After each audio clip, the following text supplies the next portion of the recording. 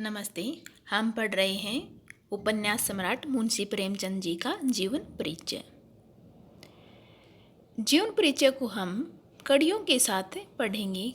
एक कड़ी से दूसरी कड़ी को जोड़ते जाएंगे और हमारा जीवन परिचय बड़ा ही सुबोध, सार्थक और ग्राह्य बन जाएगा। प्यारे विद्यार्थियों, व्यवस्था का जीवन में बड़ा महत्व होता है। जब तक जीवन में और हमारे कार्यों में व्यवस्था नहीं होती तब तक हम किसी भी कार्य को अच्छे प्रकार से नहीं कर पाते।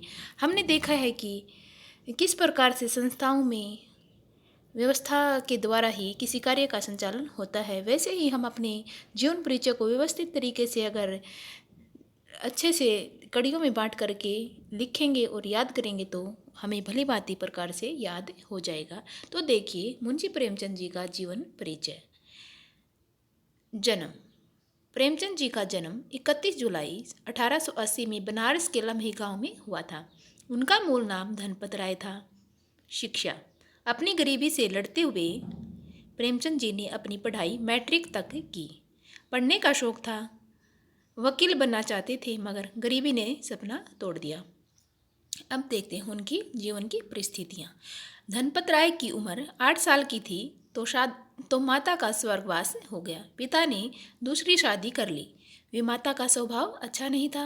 विमाता सौतेली माँ, जो स्नेह व प्रेम जो वो चाहते थे उन्हें वह नहीं मिल सका। कहा जाता है कि उनके परिवार में भयंकर गरीबी थी। पहनने के लिए कपड़े न होते थे और न ही खाने के लिए पर्याप्त भोजन मिलता था। इस प्रकार से बड़े अभाव में मुंशी प्रेमचंद जी का जीवन बीता। शादी। प्रेमचंद जी का पहला विवाह 15 साल की उम्र में हुआ था, जो सफल नहीं रहा। उनका दूसरा विवाह बाल विधवा शिवरानी देवी से हुआ था। प्रमुख रचनाएं।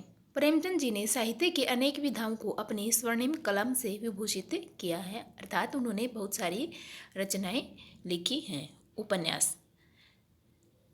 उपन्यास सम्राट भी मुंशी प्रेमचंद को कहा जाता है। उनके प्रमुख उपन्यास हैं सेवा सदन, प्रेमाश्रम, रंगभूमि, कायाकल्प, निर्मला, गबन, कर्मभूमि, गोदान आदि।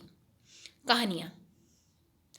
मुंशी प्रेमचंद जी की जो कहानियाँ हैं वो मानसरोवर के 8 भागों में उनकी कहानी संग्रह बटे हुए हैं, जिनमें से प्रमुख कहानियाँ हैं पंच परमेश्वर, 2 बैलों की कथा, गुल्ली डंडा, ईदगाह, बड़े भाई साहब, पूस की रात, कफन, ठाकुर का कुआं, बूढ़ी काकी, दूध का दाम, मंत्र आदि। तो आइए अब मुंशी प्रेमचंद जी के नाटक देखते हैं। उन्होंने 3 नाटक लिखे थे, संग्राम, करबला और प्रेम की बेदी नामक 3 नाटकों की उन्होंने रचना की है। संपादन कार्य। मर्यादा, माधुरी, हंस तथा जागरण इन पत्र पत्रिकाओं का संपादन कार्य भी मुंशी प्रेमचंद जी ने किया था। साहित्य की विशेषताएं। मुंशी प्रेमचंद जी के का जो साहित्य है, जो रचनाएं हैं, उस साहित्य की निम्न विशेषताएं हैं। समाज का चित्रण। रचनाकार समाज में रहता है, अतः समाज का ही जीवन चित्रण वो करता है। प्रेमचंद जी ने अपनी कहानियों और उपन्यासों में समाज का सजीव दर्शन किया है, जिसे हम उनकी रचनाओं में देख सकते हैं। पशु पक्षियों से प्रेम। प्रेमचंद जी मानव जाति से ही नहीं, पशु पक्षियों से भी बहुत अधिक प्रेम करते थे। 2 बैलों की कथा कहानी के माध्यम से उन्होंने पशुओं के प्रति अपने मनोविज्ञान को प्रकट किया। उन्होंने अपनी रचनाओं में मनुष्य तथा पशुओं के आपसी तालमेल को भी प्रकट किया है। उन्होंने अपनी रचनाओं में किसान तथा उसके पशुओं के संबंध को भी अच्छे से प्रकट किया है। शोषण का विरोध। प्रेमचंद जी ने समाज में उच्च वर्ग द्वारा किए जाने वाले शोषण को अपनी आंखों से देखा था, अतः प्रेमचंद जी उसको अच्छे से समझते थे और उन्होंने शोषक वर्ग के प्रति अपनी रचनाओं में आक्रोश को व्यक्त किया तथा उसको समाप्त करने का पुरजोर प्रयास किया। रूढ़ियों का विरोध। प्रेमचंद जी ने समाज में फैली हुई जो रूढ़ियाँ हैं, बुरी प्रवृत्तियाँ हैं, उनका भरसक विरोध किया तथा वे आर्य समाज की शिक्षाओं से बहुत अधिक प्रभावित थे। उन्होंने अनमेल विवाह, जाति पाति, बाल विवाह आदि समस्याओं को दूर करने का प्रयास किया तथा उन्होंने जो विधवा विवाह था उसका समर्थन किया। उन्होंने स्वयं भी बाल विधवा शिवरानी जी से शादी की थी। गांधीवादी दृष्टिकोण।